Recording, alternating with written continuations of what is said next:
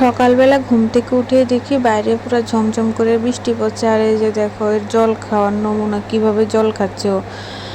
তারপর বৃষ্টিটা একটু কমার পরে সকাল সকালে আমি রেডি হয়ে বেরিয়ে পড়েছি। এই যে চারিপাশে সুন্দর পরিবেশ, একদম মেঘলা আকাশ আর ঠান্ডা বাতাসের সাথে সে পরিবেশের সৌন্দর্য দেখতে দেখতে আমি পৌঁছে গেছি উদয়পুর। আমি যাচ্ছিলাম হচ্ছে আমার মামার বাড়িতে। তো মানে মামার বাড়িতে কয়েকদিন থাকবো। তার সাথে ছিল ওই দিন বড় মায়ের 132তম জন্ম মহোৎসব।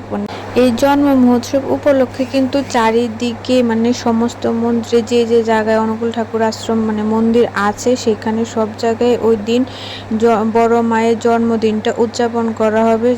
তার জন্য উদয়পুর সৎসঙ্গ মন্দিরেও ওই দিন ছিল বড় মায়ের জন্মদিন উপলক্ষে দুপুরবেলা মাতৃ সম্মিলন, আর রাত্রিবেলা ছিল হচ্ছে সৎসঙ্গ। তো আমিও মামার বাড়িতে এসে তারপর অনেক কিছুক্ষণ রেস্ট করে সকালবেলার খাওয়া দাওয়া করে তারপর মামির সাথে একসাথে রেডি হয়ে বেরিয়ে পড়েছি। একটু শাড়িও পরলাম ওই দিন, মানে মন্দিরে যেতে, আর বিশেষ করে ঠাকুর মন্দিরে যেতে আমার শাড়ি পরতে খুবই ভালো লাগে। তো মামিকে বললাম শাড়ি পরে দিতে। শাড়ি পরে মামি আর আমি একসাথে বেরিয়ে পড়েছি। অটো করে পৌঁছে গেলাম মামিদের মানে বাড়ির কাছাকাছি হচ্ছে মন্দির। তো ওখানে গিয়ে সবার আগে প্রসাদ নিয়ে নিলাম, মানে আনন্দবাজারের প্রসাদ, কারণ তারপরে দুপুর 3টা থেকে শুরু হবে মাতৃ সম্মিলন।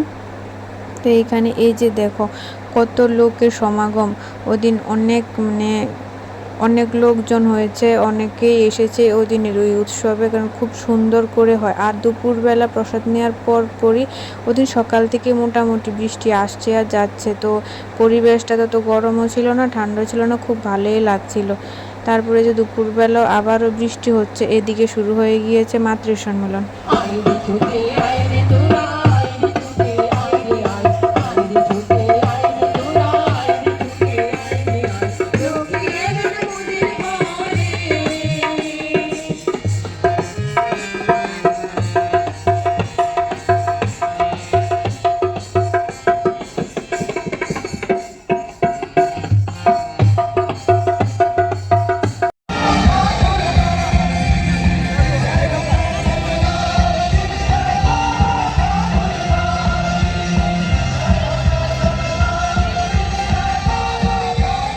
মাতৃ সম্মেলন শেষ করে তাড়াতাড়ি করে মন্দির থেকে বেরিয়ে পড়েছি, কারণ আকাশে ধরেছে প্রচুর মেঘ, যেটা মানে ভয় পেয়ে আমরা তাড়াতাড়ি মন্দির থেকে বেরিয়েছি। এই যে বৃষ্টি, সেই বৃষ্টিতেই ভিজলাম, মানে অল্প একটু বাড়ির কাছাকাছি যেতে না যেতেই পুরো বৃষ্টি নামলো। তারপর একটা বাড়ির গেটের নিচে গিয়ে আমি আর মামি কিছুক্ষণ দাঁড়িয়ে থাকলাম। তারপর একটু পরে বৃষ্টিটা কমার সাথে সাথে বেরিয়ে পড়েছি।